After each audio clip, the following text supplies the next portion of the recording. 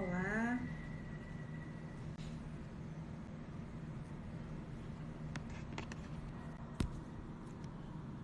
Olá.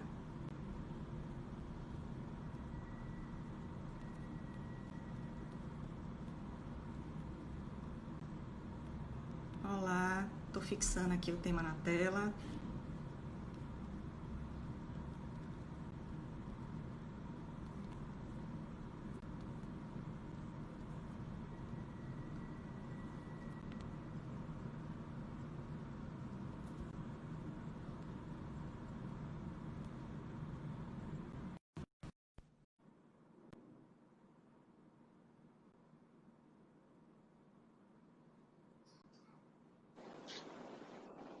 Oi, Fred, bom dia. Tô aqui tentando fixar o tema na tela para poder Você começar. clica no seu comentário Eu acho que eu e fiz, aí fixe. apareceu.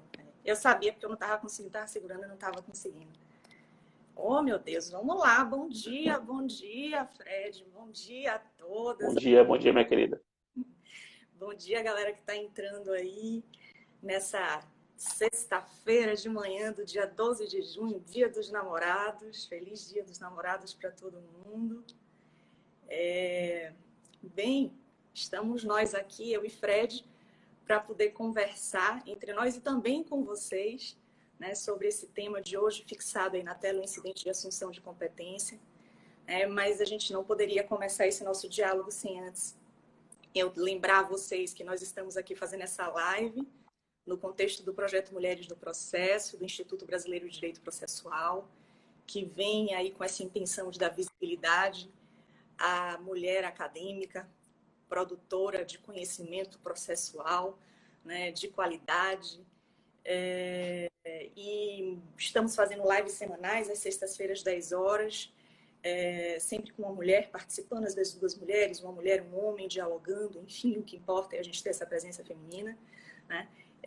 E já chamo a atenção também de todo mundo aí que semana que vem nós temos live com Daniel Assunção Neves e Cris Mota sobre produção antecipada de prova, né? Na outra semana a gente já vai ter outra live com a Maria Siqueira, com a Sofia Temer e o Eli, uma live tripla sobre participação do terceiro no processo. Em julho teremos lives internacionais com a Anna Nylund, da Noruega, com a Chandra Kramer da Holanda. Vamos divulgar em breve, né, essa nossa agenda de julho. E semana que vem, dia 15 e 16 de junho, temos a segunda parte do Congresso Online Mulheres no Processo, pelo perfil Mulheres no Processo Civil do YouTube. Né, dia 15 e dia 16 de manhã, 9 horas. Por favor, participem. Teremos nomes incríveis, a professora Tereza Rudalvin, teremos a professora Rogéria Cotti, o Mitidiero, o professor presidente, dentre tantos outros. Mas hoje, cá estou eu aqui com Fred Didier Júnior, para poder falar do incidente de assunção de competência. É muito especial essa live, gente, com Fred, porque Fred dispensa apresentações. Imagine, se eu vou ficar aqui falando que Fred é mestre pela UFBA, doutor pela PUC, pós-doutor pela Universidade de Lisboa, livre docente pela USP, e mais do que conhecido por todos, né? Uma das pessoas mais públicas do direito aqui no Brasil e mais festejadas. Mas, além disso, né, do Fred ser essa pessoa tão qualificada, tão genial, né, um gênio do processo, da nossa geração, né, do processo, ele ainda é um dos principais incentivadores do nosso projeto Mulheres no Processo, tá? Diuturnamente, com atos dos mais variados, com ideias. É muito importante que vocês saibam disso. É um entusiasta do nosso projeto, né? Nós temos sempre que agradecer muito a tudo que ele faz por todos nós, né, e por todas nós. E hoje aceitou travar essa live com a gente, que para mim é muito especial, porque Fred é o meu mestre, né? Foi aquele que me introduziu no mundo acadêmico, do direito processual em especial, me mostrou a relevância, a beleza do processo como um todo. Foi meu orientador a vida inteira, graduação, pós-graduação, mestrado, doutorado, continua me orientando e, se Deus quiser, continuará sempre. Já trabalhei no escritório dele, escrevo livros com ele, coordeno cursos com ele, é um amigo que eu tenho a honra de ter presente na minha convivência profissional e social há 20 anos. Né? O que mais posso eu falar? Fred, depois dessa introdução extensíssima de aspectos que nada tem a ver com IAC por enquanto, por favor, fique à vontade para colocações iniciais. Muito obrigado, minha querida. Realmente, bom dia a todas, bom dia a todos. Feliz Dia dos Namorados para todo mundo. Obrigado pelas suas palavras. Realmente, nós temos um vínculo muito estreito, né? Há 20 anos, desde quando você, com seu jeito, à época, hippie e descolado, na Universidade de Salvador, me procurou para que eu lhe orientasse na graduação. Você já tinha feito o processo civil, acho que foi processo 1 ou processo 2, que você foi minha aluna. Até hoje, né? A gente já teve aí as mais diversas relações, né? Você foi minha estagiária, foi minha orientanda, foi me orientando em todos os níveis, depois foi minha sócia de escritório. Hoje co-lidera comigo o grupo de pesquisa lá na UFBA, minha colega da universidade, você é professor da UFBA também. Enfim, a gente já teve aí. Esses nossos laços ficam cada vez mais embaralhados num novelo de vida aí muito interessante. Queria também dizer que para mim é uma satisfação estar aqui nesse projeto. Realmente eu sou um entusiasta, tenho acompanhado todos esses movimentos de inclusão da mulher no processo. E eu já disse isso por escrito, eu sou integralmente produto de uma mulher, né? De mulheres, na verdade. Né? Eu só estagiei com mulher. Minha mestre é a doutora Neuza Maria Alves da Silva, foi vice-presidente do TRF1, com quem eu aprendi muito na prática, 2 anos e 3 meses estagiando com ela. Depois eu fui orientado no mestrado por uma mulher, Geisa de Assis Rodrigues. Fui orientado no doutorado por uma mulher, Tereza Arruda Alvim.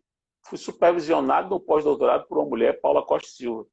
Então, a minha relação com as mulheres, submetido a elas, ora profissionalmente, ora intelectualmente, ora academicamente, é antiga. Então, para mim, sempre foi muito natural lidar com a mulher no ambiente acadêmico, só tem por conta dessa minha história, né? Mas eu reconheço que a situação é uma situação hoje muito melhor do que era, né? Há 5 anos atrás. Hoje, há grandes mulheres processualistas que são processualistas inevitáveis, porque são camadas, né, de ocupação. Você primeiro ocupa com a visibilidade, ocupa com a participação, ocupa os espaços, né, falando, palestrando e tal, mas também há o espaço, que é o espaço da doutrina inevitável. E hoje há mulheres de doutrina inevitável. Muitas, né? Isso é muito bom de se ver. Então, parabéns aí, você que é uma das líderes do projeto Mulheres no Processo. Para meu orgulho, né? Para meu orgulho ver você comandando aí, como, assim, para mim não é uma surpresa, mas é motivo de muita felicidade ver você comandando. Você é uma das líderes incontestáveis desse movimento. E também representando a nossa querida Bahia, né? Isso também é importante para a gente que é baiano e gosta de ser baiano e divulga isso, sem esconder, até no sotaque. Muito obrigado pelo convite. Vamos aí, vamos conversar sobre IAC. Maravilha, Fred. Obrigada por tudo. Vamos lá, então.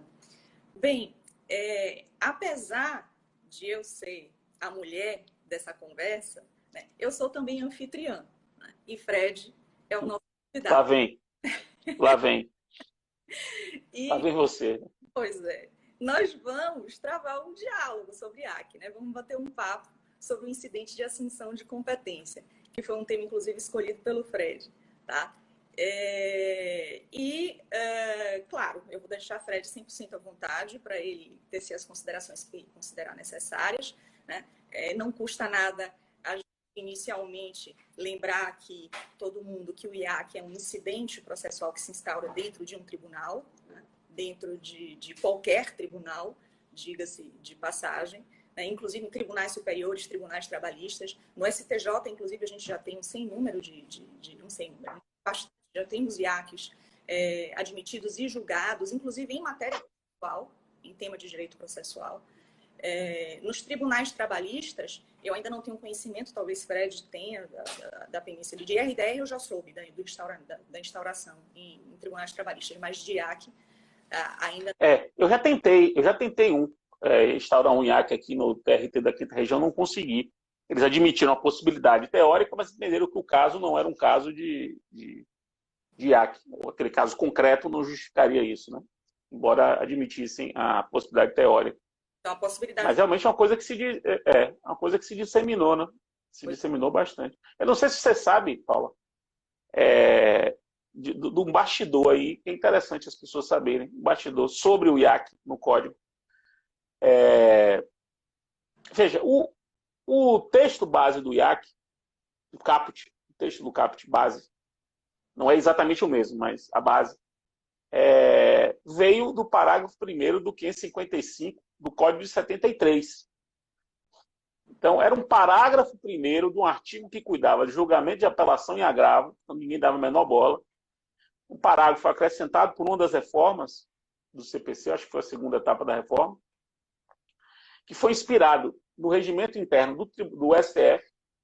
Então, era uma prática que já existia no regimento interno do STF, inspirou que se colocasse isso no julgamento dos tribunais de justiça e TRFs, né, em apelação em agravo de instrumento. E aí se colocou dentro de um parágrafo do 555. Então, ninguém deu a menor bola a esse instituto, tirando meu amigo Viliar. Viliar, cadê você, meu querido? A gente precisa de você de volta. Viliar que tentou logo no início falar sobre isso na sua tese de doutorado. Bora falar sobre uniformização de jurisprudência, ele largava lá sobre o parágrafo do 555. E aí, qual é o bastidor? O bastidor é que no projeto de CPC, de 2015, era a mesma coisa que acontecia. Quer dizer, o parágrafo 1º viraria um artigo avulso, aquele antigo parágrafo 1º viraria um artigo avulso, aí viraria um artigo avulso solto aí na ordem do processo dos tribunais. Dentro do capítulo de ordem do processo dos tribunais. Seria mais um artigo. Repare como o artigo do IAC é o 947. E o 947 é exatamente o primeiro artigo depois do capítulo da ordem do processo nos tribunais. Ele seria o último artigo. E aí, lá na Câmara, lá na reta final, assim, 2012, mais ou menos, 2013, você sabe que eu estava lá responsável por isso. E aí um dia eu ficava pensando, pô, a gente está trabalhando tanto IRDR, e a IRDR está ficando uma coisa tão sofisticada, né, tão grande. E esse negócio aqui, rapaz, está aqui solto. Vamos dar uma glamourizada nele. E aí o que é que eu fiz? Eu transformei o artigo num capítulo. Você veja que hoje é um capítulo. Dei um nome no capítulo, dei o nome do negócio, incidente de assunção de competência. Colocamos o nome lá. Colocamos em um capítulo e colocamos parágrafos. Veja que tem 5 parágrafos lá. Para quê? Para dar uma robustez dogmática ao Instituto e conciliá-lo com o IRDR. Veja que o IAC, ele expressamente está previsto para decisão de questões de direito não repetitivas. Veja que isso é expresso no IAC, né? Questão de direitos não repetitivos. Previsão essa que não existia no Código 73. Não existia. E por que se fez essa previsão? A lógica era a seguinte. A lógica vamos fazer um sistema de formação concentrada de precedentes obrigatórios nos tribunais, que é um sistema que o direito brasileiro desenvolveu, fechado. Fechado da seguinte maneira. Se a questão é repetitiva, se é uma questão de direito repetitiva, a relevância está pela repetição. A repetição já torna a questão relevante. E aí vai pelo IRDR, com suspensão dos processos pendentes, etc. Se a questão de direito não é repetitiva, mas ela é relevante que o tribunal se manifeste sobre ela, ou um órgão colegiado maior se manifeste sobre ela, um órgão colegiado maior do tribunal se manifeste sobre ela, porque ela é relevante. E aí é importante que isso seja um precedente. A gente vai pelo IAC. Então a lógica foi, essa foi a intuição, né? Vamos criar 2 instrumentos, dar-lhes importância, magnitude dogmática, né? É que eles entrem no sumário. O IAC passou a entrar no sumário do código. Então, antes o IAC não estava no sumário do código, agora está no sumário do código. Você vê o sumário do código e você sabe que a importância do sumário, né? O sumário é a base para 90% das faculdades de direito do Brasil criarem seus programas de processo. A minha geração estudava processo pelo sumário do CPC. O que importa se era relevante ou não. Coisas vagas. Estava no sumário do CPC e a gente estudava. Então, colocar no sumário tem essa relevância. Né? Tem essa relevância. E foi o que aconteceu, né?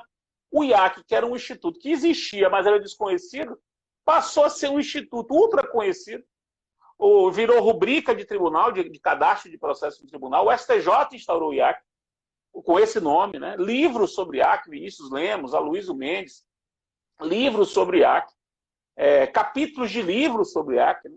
O meu próprio livro, o curso que eu escrevo com o Léo, o volume 3, ele falava de IAC como um item.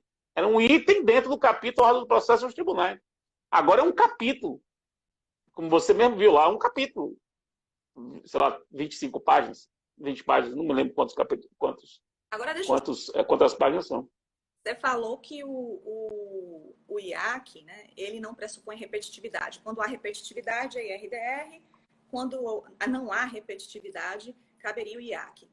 Mas eu também vi muitas reflexões nesse sentido, de que pode haver uma certa repetitividade que determine a instauração de um IAC, né? Podem existir alguns processos repetitivos, desde que não seja em grande quantidade, é a multiplicidade de processos que interferiria nisso. Né? E se eu não me... claro, é evidente, né? Eu acho que é por aí. A lógica me parece o seguinte, Paula. São técnicas distintas, né? IRDR e IAC são técnicas distintas, mas que são muito parecidas. Em ambas, há uma mudança de competência. O caso sai de um órgão menor para um órgão maior. Em ambas se formam precedentes obrigatórios. Tanto, nesse ponto, elas se assemelham demais. Ambos são incidentes de tribunal. Mas um tem por efeito, uma vez admitido, suspender os processos pendentes em que aquela questão se suspende. O outro não tem esse efeito. Exatamente por quê? Porque ele supõe que não haja um número de processos tal que justifique isso. Então, se eles são muito parecidos e servem, no fim das contas, a um propósito semelhante, mas são funcionalmente, têm técnicas distintas, me parece que o nosso raciocínio tem que ser um raciocínio de adequação. Ou seja, aquela questão ali, cuja solução se pretende transformar em precedente obrigatório, ela é mais adequadamente conduzida por um IAC ou por um IRDR? Essa eu acho que é a reflexão mais relevante. E aí, no caso concreto, a gente decide. Eu vou dar dois exemplos. Dois exemplos do que eu estou dizendo. Um é o pensamento de Alexandre Câmara, já divulgado pessoalmente. Eu não sei nem se ele já escreveu sobre isso, mas ele já falou muito. De que, para ele, por exemplo, matéria processual, questão de direito processual, não deve ser objeto de IRDR. Deve ser objeto de IAC. Porque, na cabeça dele, se é processual, você não deve suspender os processos.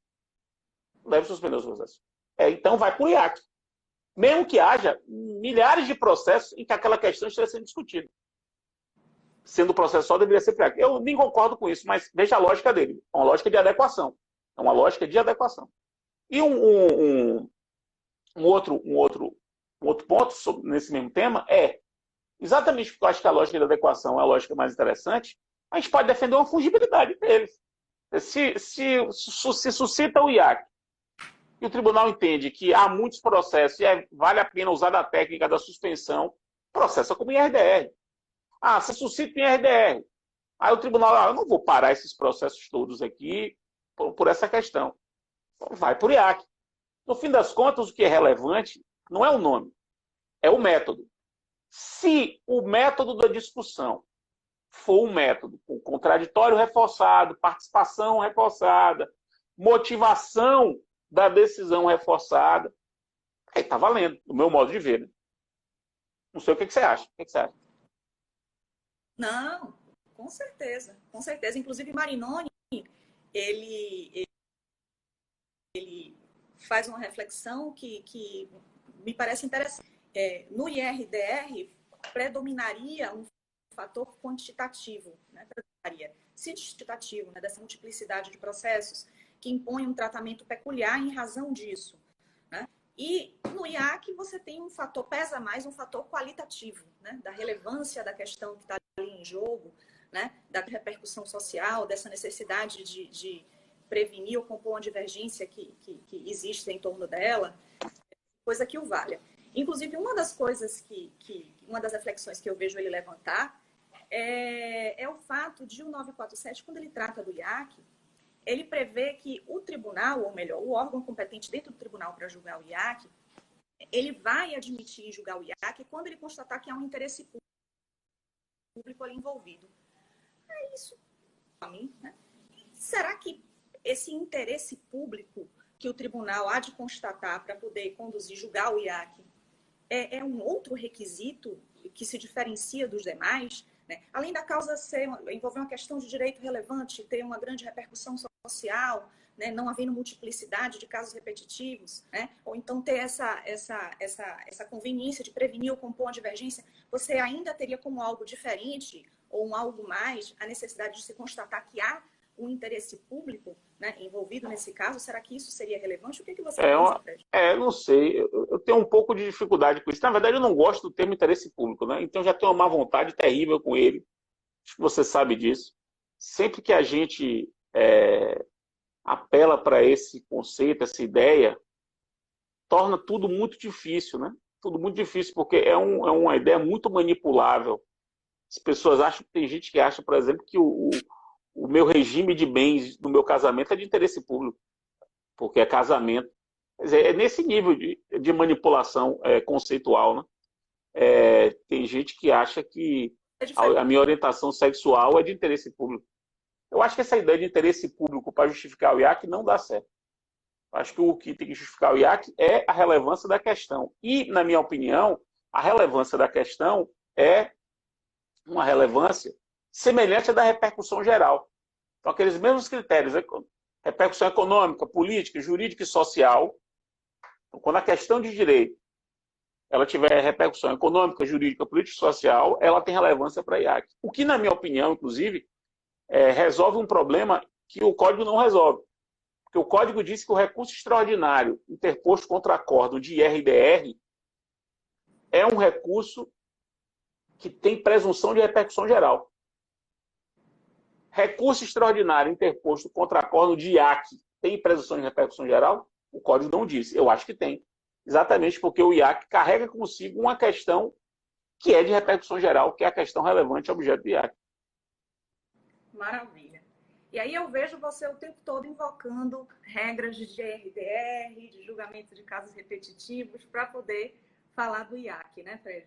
E me vem aquela visão de vocês de que existiria um microsistema de formação concentrada de precedentes no nosso ordenamento, né, no contexto do qual está o IAC, o IRDR, né, os recursos repetitivos, e onde a gente poderia fazer esse diálogo, né, de regras, essa interação das regras de um e de outro para poder suprir, inclusive, omissões. O que há em especial no âmbito do IAC, né? Porque apesar do IAC ter ganhado esse prestígio todo, né, tá num capítulo, ter concentrado toda a regulamentação dessa uniformização de jurisprudência, né? Mas o incidente de uniformização de jurisprudência no Código, 555, parágrafo 1º, também não consta mais, aí vocês reestruturaram isso, colocaram lá no 947, né? O 947 ainda é um dispositivo muito econômico, né? Muito melhor, com certeza. Ali a gente tem agora uma forma de prevenir e de reprimir divergência jurisprudencial, né? Um mecanismo que gera precedente obrigatório, né? Que não tem aquele procedimento lento, mais complicado, é realmente algo mais objetivo, que cabe em qualquer tribunal, enfim, com mil vantagens, onde não só se fixa a tese, também se julga o caso, né? A tese é fixada à luz do caso, isso dá uma força bacana ao precedente, mas não temos muitas regras procedimentais, né? Existem várias lacunas. E partindo desse pressuposto do microsistema, né, de formação concentrada de precedentes, Fred, o que você pontua assim que você poderia trazer de mais importante do regulamento do julgamento de casos repetitivos para a compreensão do IAC? E aí, nesse contexto, eu já te faço uma pergunta, cuja resposta eu não vi na sua obra, e aí eu já deixo também para você dizer. O amigo escúria, que eu sei que você vai defender, que pode intervir no IAC, e eu pensei, né, porque como vice-presidente da ANEP, secretária adjunta do IBDP, eu direto ou indiretamente já acompanhei várias oportunidades em que o IBDP e a ANEP entraram como amicus curiae, né, porque a matéria era processual, né, e nós somos entidades, associações com essa aderência temática ao direito processual, né. Então, o amicus curiae, quando ele entra, né, para poder falar no IAC, né, uma vez sendo prolatada a decisão do IAC, o amicus curiae vai ter legitimidade para recorrer dessa decisão, Fred? Dá para importar essa regra para aqui? Né, essa regra do Acho que dá. IRDR? Eu acho que dá, porque o IRDR realmente prevê essa legitimidade do amicus curiae. Acho que dá para importar, porque essa regra tem a ver com o sistema de precedentes. Então, tudo que tiver a ver com o sistema de precedentes, se for do IRDR, se aplica ao IAC. Então, por exemplo, mesma lógica de raciocínio. No IRDR, na repercussão geral, se o titular do caso piloto desiste do caso piloto, o incidente prossegue para a fixação da tese. Para mim, é a mesma coisa no IAC. Então, se o titular do caso piloto desiste do caso piloto, que é o caso que vai conduzir, o caso piloto é o que vai conduzir a discussão, o tribunal segue para fixar a tese. Então, a lógica é, tudo que for, pelo menos a lógica que eu e Léo usamos no nosso curso, tudo que for do IRDR e que tiver relação com a formação de precedente obrigatório, qualidade do contraditório, participação dos sujeitos, dever de motivação reforçado, tudo isso é exportável para o IAC. Eles têm que ser pensados realmente como instrumentos, eles têm que ser pensados como procedimentos. E os procedimentos hoje, eles são misturáveis, né? Eles podem ser mixados. Essa é uma tese também que você sabe que eu venho desenvolvendo já há 2 anos, naquele livro que eu escrevi com Cunha e com Cabral, por uma nova teoria dos procedimentos especiais, em que a gente defende que os procedimentos, eles são, hoje, é menos relevante pensar o procedimento e mais relevante pensar a técnica.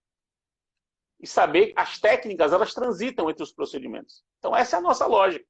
Então, técnicas do IRDR podem transitar para o IAC, técnicas do IAC podem transitar para o IRDR, porque as técnicas devem transitar entre os procedimentos de modo a tornar os procedimentos mais adequados. Essa é também uma aplicação daquela nossa ideia. Entendi. E aí vai para uma outra questão.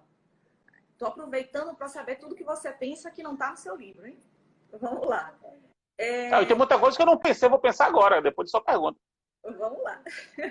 Então, quando a gente pensa no procedimento, né, do IAC, né, e que a gente se abebera, portanto, de muito do que está estabelecido lá no julgamento de casos repetitivos, né, uma das questões que eu não vejo assim claramente colocada ainda está ligada ao contraditório. Por quê? Coloquei aqui, podemos trazer um amicus curiae, né, que pode pedir para entrar, ou o próprio tribunal chamar. Os tribunais têm chamado, inclusive, amicus curiae em muitas situações. Né? Podemos fazer uma audiência pública, né, para poder chamar aqueles que possam contribuir de alguma forma, para poder tecer considerações. Mas será que quando se propõe a instauração do IAC, né, pelo próprio relator, ou o relator delegando isso para o órgão fracionário que ele faz parte, para que ele mesmo suscite, né? Enfim, ou outro sujeito do processo, o Ministério Público, a Defensoria Pública, porque há um interesse de necessitado, ou a própria parte, né? Será que é necessário que, uma vez proposta essa instauração de IAC, se abra um contraditório para aqueles que estão ali envolvidos, em tempo deles tentarem convencer o tribunal de que, olha, não há grande repercussão social envolvida, a questão não é relevante. Tentar discutir. Envolvidos, você fala envolvidos no caso piloto. Se é que a gente pode chamar de piloto. Sim. No caso ali julgado. Né? Será que é o caso de se garantir, se ouvir essas pessoas em tempo delas influenciarem na admissão do incidente, né? No julgamento do objeto desse incidente? Aí vem uma outra questão também, Fred, que tem a ver também, tem como premissa escritos nossos, aí já nosso volume 2. Né? A gente defende no curso, volume 2, que todo incidente processual tem o seu objeto, um objeto litigioso, e quando esse objeto litigioso, né, é julgado por uma decisão, né, dada ali com uma cognição exauriente, contra a qual não cabe mais nenhum recurso, coisa julgada. Aí, eu estou dentro do contexto de um incidente. IAC, incidente de assunção de competência. Será que dá para raciocinar coisa julgada nesse contexto? Né? Eu vi, por exemplo, o Marinoni, né, certa feita, que é um dos que já escreveu sobre o assunto. Eu acho que ainda cabe muita gente escrever, mas ele é um dos que já escreveu sobre o assunto, falando, não, se for IRDR, é uma coisa julgada, é erga omnibus. Se for IAC, é uma coisa julgada inter partes. E eu parando para pensar, peraí, IAC, no IAC, a gente tem um tribunal que julga ali se aquele incidente, cujo objeto é um deslocamento de competência, né, vai ser admitido ou não, com o preenchimento dos pressupostos dele, para poder deslocar a competência. Fora isso, o que o tribunal faz? Julga o caso, essa decisão que julga o caso, eu não tenho dúvida que tem aptidão para fazer coisa julgada ali inter partes, e fixa a tese, que é a raça, o precedente que vai vincular. E já é precedente, não tem mais nada a ver com coisa, né? Então, o foco é o quê? O objeto do incidente é o deslocamento de competência, né? E nesse contexto, dá para falar, nesse contexto, de algo ligado a uma coisa julgada, né? Vamos lá, Fred, jogando aí para você. Eu acho muito boa a sua reflexão. De fato, a tese você não pode dizer que tem coisa julgada na tese, porque a coisa julgada pressupõe caso. A coisa julgada é o caso julgado. A tradução portuguesa, inclusive, é melhor, né? É o caso julgado e não coisa julgada. Agora, a definição sobre competência, que no fundo é o objeto, pelo menos da primeira fase do IAC, como é também do IRDR, você vai, no final das contas, decidir se vai deslocar ou não vai deslocar. A decisão sobre competência, sim, a gente poderia falar em preclusão. O problema, e, portanto, coisa julgada. O problema é que cabe recurso da decisão que admite o IAC, porque se não couber imediatamente recurso, você só vai poder discutir isso num eventual recurso especial extraordinário, né? Em que a competência vai estar embutida na solução. Então, não sei se a gente consegue, e também se vale a pena exportar para essa decisão de admissibilidade, sim, que é uma decisão sobre competência, nesse caso, se dá para falar em coisa julgada, se é útil isso. O que é importante, e você tem toda a razão, o acórdão que julga o caso que foi deslocado pelo IAC. Esse acórdão tem duas partes muito claras, que é a parte da tese, que tem a sua autonomia, e tem a parte do caso, que tem a sua autonomia. Em relação à parte da tese, não me parece que seja possível falar em coisa julgada, e isso também vale para o IRDR, e nesse ponto eu não concordo com o meu mestre Marinoni. No caso, na parte que diz respeito ao julgamento do caso, aí sim me parece que é possível falar em coisa julgada. Assim, como sempre, né? Aí não teria peculiaridade. Mas a reflexão é muito boa. Muito boa. Agora, você tinha feito antes dessa, você tinha feito uma pergunta também para eu responder, mas aí você fez as duas e eu me esqueci da primeira. Foi a do contraditório? Do contraditório, foi. Do contraditório, nesse caso, até agora eu suscitei um IAC, né? Pedi para provocar um IAC. E teve contraditório, e tem que ter contraditório. Os sujeitos do caso, no bojo do qual o IAC pode ser instaurado, tem de ser ouvidos, né? Até porque muda a competência. No meu caso, especificamente, o meu objetivo é realmente transferir a competência, porque me parecia que a questão julgada por um colegiado maior, meu cliente tinha mais chance de ganhar. E que esse elemento estratégico também é importante. As pessoas não podem fazer de conta que não existe isso. Não vamos fazer doutrina para o mundo da fantasia. Tudo que diz respeito, tudo que pode gerar modificação de competência, traz um elemento estratégico. Desde o foro de eleição, que tem a estratégia pura na celebração, até saber se vai suscitar um IAC ou não, saber se vai pedir a federalização do caso ou não, como aconteceu no caso Marielle. Por que no caso Marielle, veja que coisa, né? A PGR pediu, ou foi a PGR, acho que foi a PGR pediu para federalizar as investigações do caso Marielle, e a própria família da vítima se manifesta para não federalizar.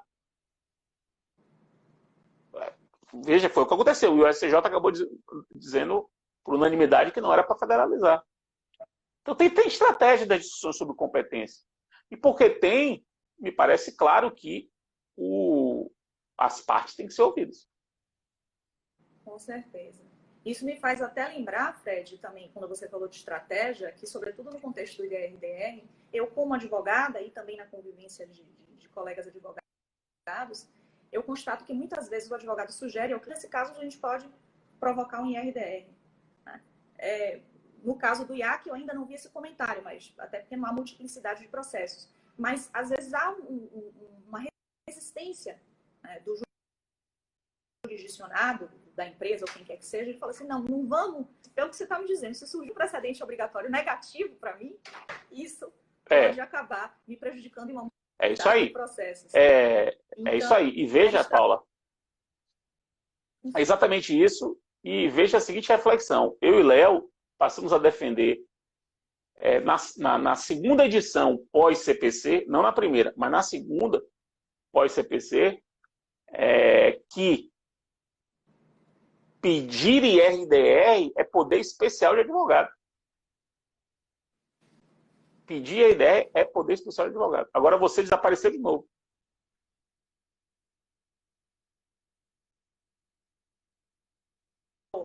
Fred? Voltou. Tá me ouvindo? Tô ouvindo. Então, a gente chega a defender isso, que é poder especial de advogado. Pela relevância do tema. Porque realmente é uma bala de canhão. Você pode ganhar e ser muito bom. E aí é muito bom, né? Porque ganhou. E isso conta com o momento, com posição no tribunal, clima social, tudo isso conta. Esse elemento estratégico, ele existe na vida real. E o professor de processo, o estudioso do processo, não pode ignorar isso quando vai fazer a sua doutrina. Senão vai fazer doutrina sobre o mundo da fantasia. Imagine a relevância para os envolvidos no julgamento de um IAC, como aquele que passou pelo STJ, sobre a justiça competente para julgar a causa que envolva plano de saúde instituído em contrato de trabalho ou acordo de convenção coletiva. Imagine. O STJ disse, não, se for contrato de trabalho, acordo ou convenção coletiva, é justiça do trabalho, mas isso impacta muito para o juiz, a justiça comum e a justiça do trabalho, inclusive estrategicamente. Né? Então, essa relevância, sem sombra de dúvidas, tem que ser muito considerada. Demais. Agora, só mudando de assunto rapidamente aqui, tem uma galera dizendo que eu tinha acordado agora, que nada, eu acordei cedo. Mas acordei, não podem dizer como é que eu falaria em baianês, mas eu acordei cedo demais hoje. Acordei hoje 5h40. Então, hoje eu já estou aí na 5ª hora útil do dia.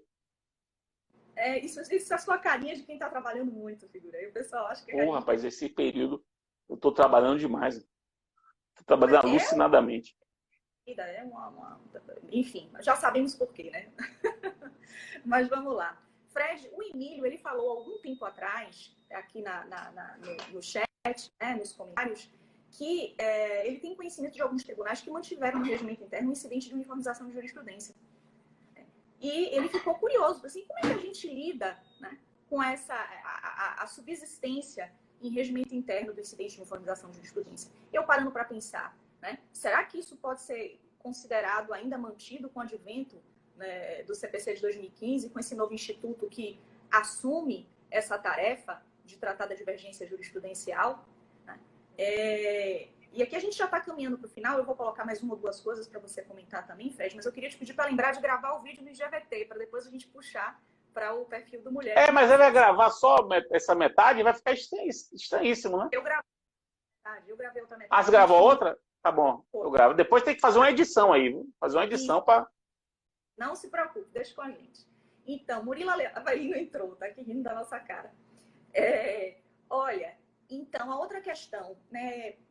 Quando o legislador fala da proposição do IAC, né, com o rol de legitimados, que é o rol dos casos repetitivos, lá do IRDR, né, também há essa semelhança, esse diálogo entre eles, ele coloca que o relator, né, ele vai propor, de ofício, ele vai propor para esse colegiado maior do tribunal, indicado no regimento interno do tribunal, né, a instauração do IAC, do incidente de assunção de competência.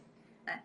E quando ele usa esse termo propor, eu percebo que há uma incerteza na doutrina do que exatamente ele significaria. Porque eu já vi gente falando, se eu não me engano, o artigos do FELATO também agem nesse sentido, de que isso seria uma decisão monocrática do relator. O relator estaria decidindo que vai instaurar o IAC. Eu pensei, ai meu Deus, decisão, o legislador falou propor, é decidir, é decisão monocrática, cabe agravo interno. Já tem gente dizendo não, olha, não se manifesta sobre a natureza dessa proposição, o que seria exatamente ela, né? Mas diz que ele está propondo para que esse colegiado maior indicado no regimento interno resolva se vai admitir instaurar ou não. E ainda tem gente que diz que, na verdade, o relator ele só pode encaminhar para o colegiado fracionário de que ele faz parte, a turma, né, ou a Câmara da qual ele faz parte, para que a turma faça essa proposição, essa suscitação perante o colegiado maior do tribunal. Né? Inclusive, eu me pergunto se é só turma, a Câmara, se não pode ser sessão, uma divergência, para prevenir ou compor uma divergência entre sessão também, que envolve uma sessão. Mas o legislador fala turma ou Câmara. E aí, eu te pergunto, né, como é que você avalia a natureza desta proposição oriunda de ofício do relator, né, o papel do colegiado fracionário nesse contexto? Eu sei que tem uma regulamentação específica no regimento interno aqui do Tribunal da Bahia, que você participou da elaboração, né, em que pese eu acho que a gente ainda pode partir para uma lei estadual sobre esse assunto, aqui também já falando da minha tese, né? E aí eu queria ouvir você a respeito de tudo isso, tanto da pergunta do Emílio sobre a subsistência do incidente de uniformização de jurisprudência, como sobre essa proposição do relator do IAC. Veja, vamos lá. Eu acho que o IUJ, né, o antigo IUJ, incidente de uniformização de jurisprudência, não existe mais. Os tribunais não podem mais, as previsões regimentais devem desaparecer. Defendo, inclusive, que aqueles IUJs pendentes, sem julgamento, estavam pendentes em julgamento após o início da vigência do CPC, devem ser convertidos em RDR ou IAC, que são agora os procedimentos concentrados de formação da jurisprudência consolidada do tribunal. Quanto a esse procedimento do IAC, realmente há uma hiporregulação aí, mas me parece que o melhor é o colegiado fracionário menor, ele delibera, e essa provocação ser do relator, para mim, é irrelevante, pode ser qualquer um. Na verdade, na prática, pode ser qualquer um. O colegiado delibera se vai admitir ou não a mudança de competência. Até porque, sendo uma mudança de competência, o órgão competente tem que deliberar sobre isso. Né? Entendi. Então, só o órgão inicialmente competente. Aí ele delibera e aí vai para o colegiado maior. Claro que o colegiado maior não fica vinculado a isso. Né? O colegiado maior pode entender que não é o caso, aí devolve. Não tem problema. E essa prevenção, Fred, a prevenção que vocês defendem do relator do órgão fracionário para se manter como relator, né, do órgão colegiado maior. Isso é muito polêmico, né? É muito polêmico. Acho que Cabral, se não me engano, pensa diferente da gente aí nesse ponto. Pois é. E aí? Ele acha que não é o caso. Eu acho que, assim, a minha impressão é que essa prevenção deve prevalecer, salvo se o relator não fizer parte desse órgão colegiado maior. Pode ser que isso aconteça, né? Ele não faça parte do colegiado maior. Não faça parte do órgão especial, por exemplo. Mas fazendo ele parte, não vejo razão para mudar. Entendi. Aí você acha que deve manter, então, o mesmo relator, mesmo ele não... Mas, sim, se ele não fizer parte do colegiado maior, então você acha que ele não fica prevento? Não. Acho que... Aí, veja bem, isso vai ser uma coisa para o regimento interno resolver. Isso é tarefa do regimento interno. Aí cada regimento interno pode criar o seu critério. Se o regimento interno disser, não, ele fica prevento mesmo assim e vai ser um avulso nesse órgão colegiado maior, o regimento interno decidiu, está decidido. Isso é matéria exclusiva de regimento interno. Se ele não fizer parte e o regimento interno não previr que ele leva essa relatoria, mesmo não fazendo parte, portanto vai ser um membro a mais do colegiado, vai ter que redistribuir. Maravilha. Mas isso é tarefa do regimento interno. Certo. Eu acho, Fred, que uma das grandes belezas do IAC é essa reestruturação, né, do incidente responsável por prevenir e compor divergência nos nossos tribunais, uniformizar a jurisprudência nos nossos tribunais, sem sombra de dúvida, é o fato dele gerar um precedente obrigatório. Né? dentro desse contexto de precedentes obrigatórios que a gente tem tão rico no CPC de 2015. Né? E o fato dele gerar um precedente obrigatório, que está dentro desse microsistema, também me parece muito relevante para a gente considerar a aplicação de outras regras desse microsistema na precedente. Né? E o legislador coloca que, existindo um precedente de que isso pode justificar improcedência liminar de demanda, isso pode justificar a decisão monocrática de relator, de provimento ou de negativa de segmento de recurso, mas a gente também deve interpretar extensivamente casos em que se dá essa força ao precedente oriundo de RDR para também abranger o precedente oriundo de AC, né? Como dispensar a caução em execução provisória, como autorizar a tutela de evidência, né? Nos casos em que há um precedente oriundo de IAC, para aquele caso, para aquela situação, né? E destacando também essa preocupação do legislador de estabelecer instrumentos de controle que garantam, né, a força obrigatória desse precedente, né? O uso da reclamação quando ele for desrespeitado, né? A possibilidade de configurar uma omissão quando ele for simplesmente ignorado, tudo isso há que ser devidamente considerado. Né? Bem, Fred, a gente já está caminhando aqui pelo seu limite de horário, que eu sei que você tem outro compromisso depois. Eu queria saber se você tem alguma outra colocação, reflexão que você queira fazer no contexto do IAC. Né? Muita coisa, né? É muita coisa, assim. Daria uma parte 2 aí para a gente discutir. Queria destacar o papel do regimento interno e destacar a presença de Tiana Cabral. Estou com saudade de você, Tiana Cabral. Você sumiu, está escrevendo sobre regimento interno. Olha a manifestação dela aí. Os regimentos que dispõem sobre a prevenção estabelecem regras subsidiárias quando o relator não for parte de um colegiado maior. Tá, tem razão. Ela está escrevendo sobre isso, sobre regimento interno, certamente vai tratar disso. Fica aqui um alô. Tiana e Paulo farão uma live aqui em julho sobre o... Pô, que dupla, hein? Que dupla. 2 baianos de escola. 2 baianos de escola. Então, a gente está jogando muito bom. E Tiana é uma das pessoas que nos ajuda muito no Projeto Mulheres, diga-se de passagem, que atua nas nossas atividades. Grande Beck, grande Vinícius, maravilha. Bem, olha, eu já disse isso algumas vezes e vou dizer de novo. Citar é excluir, segundo a Lisa Lucinda. Então, perdão por quem nós não citamos aqui, porque a gente falando, a gente não consegue... Fica uma confusão grande aí. Uma confusão grande. Mas é isso. Obrigado aí pelo convite. Espero que mesmo com essas intercorrências o pessoal tenha gostado. Pois é. Caminhamos aqui para o encerramento, né, da nossa live sobre incidente de assunção de competência com o Fred Didier, pelo Projeto Mulheres. Eu aqui, Paula Sarno, como anfitriã. Relembro todo mundo, toda sexta-feira, 10 horas, a gente tem no projeto @Mulheres no Processo, aqui no Insta, nossas lives semanais. Na próxima semana, Daniel Assunção Neves com Cris Mota, produção antecipada de prova.